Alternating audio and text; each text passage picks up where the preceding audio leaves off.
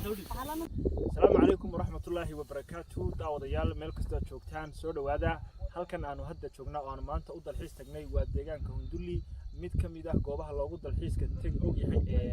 koonfurta magaalada Hargeysa. saaxiibo badan iyo akhyaar badan ayaa halkan maanta ku dalxiistay kuwaasi oo waqtigooda jimcaha iyo firaaqada ku soo qaatay deegaankan oo la yiraahdo Beerta Bulaale oo ah deegaan ka socda mashruuc aad u ballaaran oo dhaqashada digaaga iyo waliba dhaqida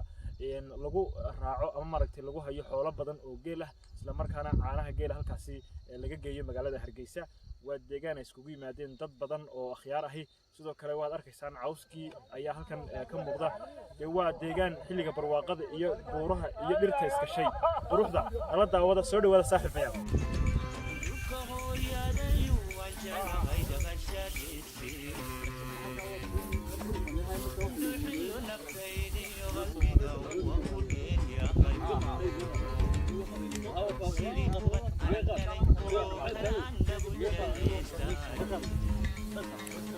كقاد رضوان البنا ما كاميرا مان بس بدش رضوان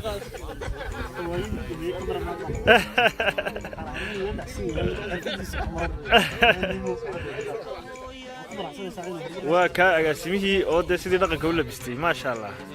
ويركيا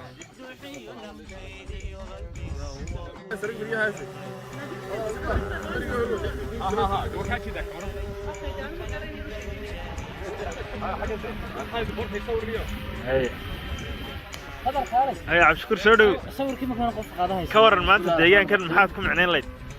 horta maanta waxa weeye ninba wuxuu oran jiray maanta mana loo tiriya horta wixii meelaha ku tagi jiray iyo caadihii geeray wixii oo soo dhaaf maanta dhulka dhulka waxay moodeen jooga gobolkii la oran jiray Arizona ee Mareykanka oo kale waxa la Arizona ma aha meel kalena ma aha waa duleedka Soomaaliland caasimadeeda dadka magaalada jooga waxa leenahay magaalada soo yar baxa oo maxaa iyo maalmaha banaanka magaalada qof walba soo deegaankuna waa raaxaysan macna kaliya aad iyo aad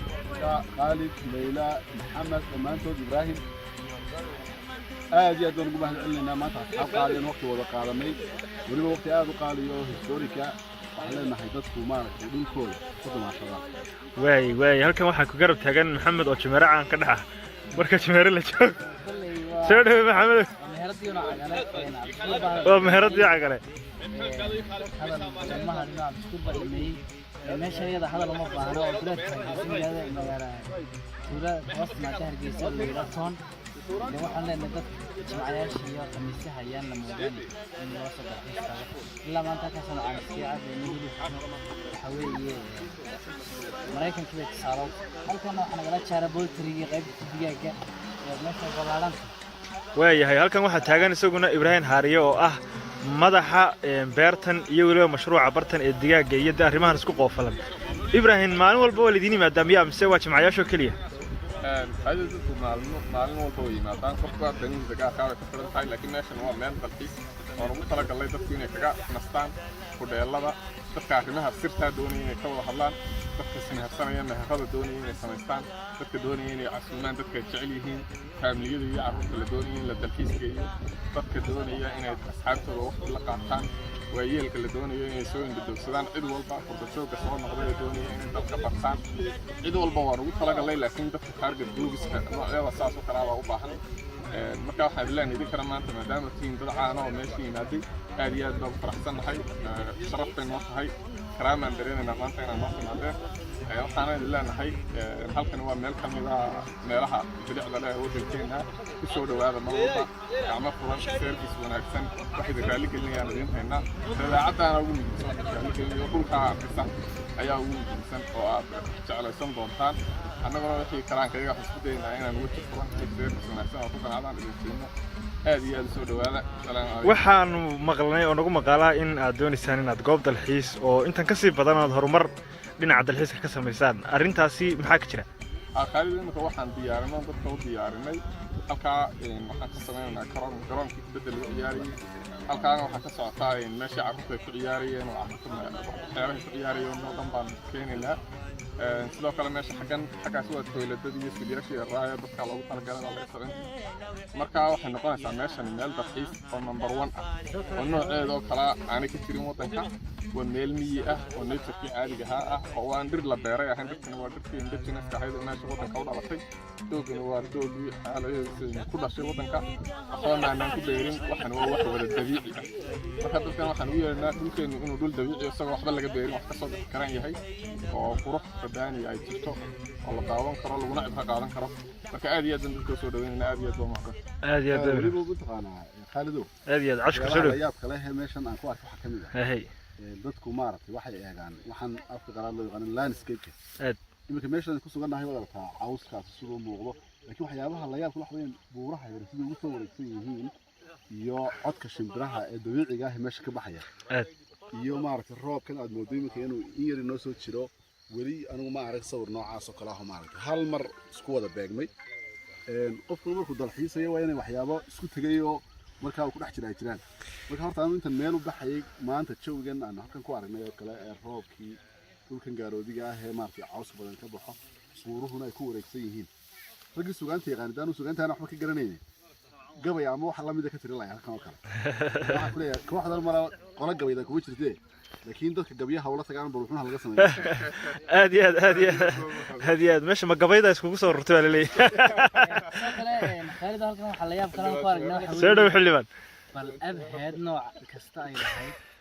iyo afar dugaag oo dhan afar dugaag ayaan soo dhaafnay oo iyaduna ku nool كايدنا الحيوان كينده دوستا أركض بيدنا وحلو دجاني شيء مو أرق مجال كأنا كله يشوف الحيوان نوعه صورة بدل ما تسيق قدام محمد أنت هلكن شوقي ما كنا نكتب هذا ولي وين ينو باي حرصان سانتا سكيت على سانتي يا دكان كينو باي أديت thank you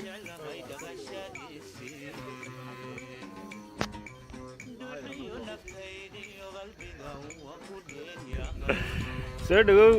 halkan maanta aanu ku dalxiis nimid ee deegaanka Hundulli isla markaana ah mashruuca beerta Xaaji Bulaale oo ah deegaanka quruxda badan ee aad arkaysaan dadka halkan jooga ee yimid maanta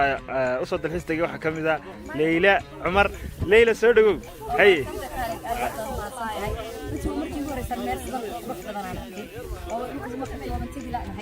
صورة عجيبة وفوقنا ليل آدي وقرب كفي عن الرئيس كفي عن مركز المقالة بوقي هوش هذا غلط إن ما نقدر بسوي تجسو صور لا تجسو أطلع بسطوح بدن هل كان أوفي عن تجوز عن آدي أتقالي waxaan ku faraxsanahay insha Allah in marba iman doono asxaabta iyo ehelka inta magaalada buuqeeda nacday waxaan leeyahay waqti kaalaya fariista qadeeya kunasta si aad ugu noqotaan magaaladii ko Leila عويسك magaalada Hargeysa Jumeerun baa lagu yaqaanay ma laga yaabaa inaad caweys ardayga sameeysid والله runtii anigu waxa ii sharaf runtii maanta aan ka fikiray inaan soo taago board Jumeera ku qoray sharafita inaan halkan imaado oo aan meeshan maanta marti keeno aad baan u jeclaa caawa anagu soo qaadnay qalabkii oo dhan keeno waana dhacaysa insha Allah mar baan ku marti qaadi doona banaanka iyo dooga iyo tabiicada aad u qurux badan dhirtaas akhtarka ilaa xitaa u si wax cagaar oo maaragtay dadkii magaalada buuq tana ka qurux badan marka insha Allah waxaan leenahay asxaabta soo dhawaada thank you Leila ahlan sahlan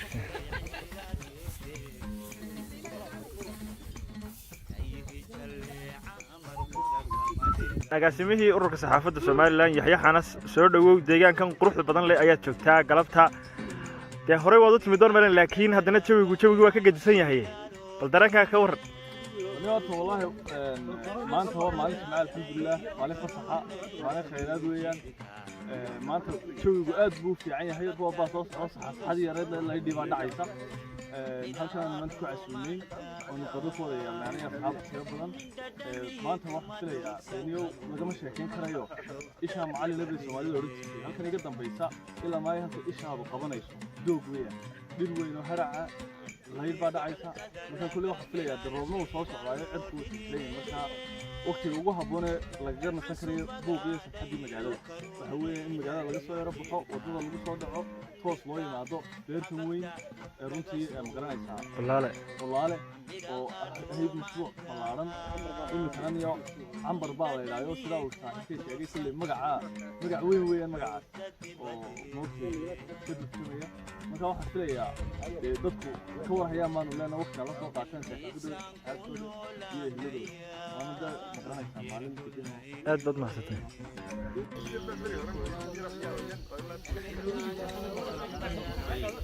كلمة موضوع أنا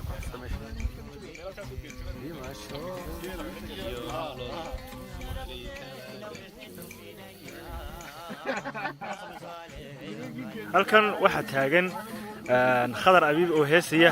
khadar heesta noo sii wad horta intaan hadalka ka bilaabin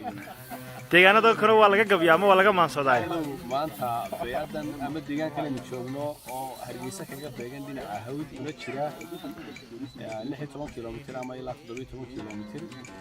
hore waxa loo oran jiray deegaanka Hundulli maanta waxa la yiraahdaa deegaanka Cambar magaca Cambar waxa keenay Maxamuud Umar Bulaale مشروع بيرتن وجوجنا ما شاء الله تبارك الله يسقاله وحاليا في مشروع الدجاج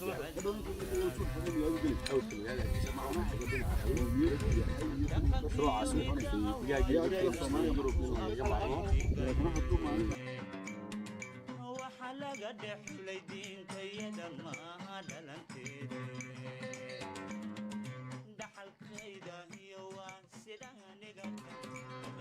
hooyaday waan jeclahay dhaqashadiisii duxiyo naftaydiyo qalbiga waa ku dheelyaqayo sidii kubad aanan dhalay oo kalaan dhabu jelaystay barwaqada dhextaal iyo nimcada kuwan ku dhulay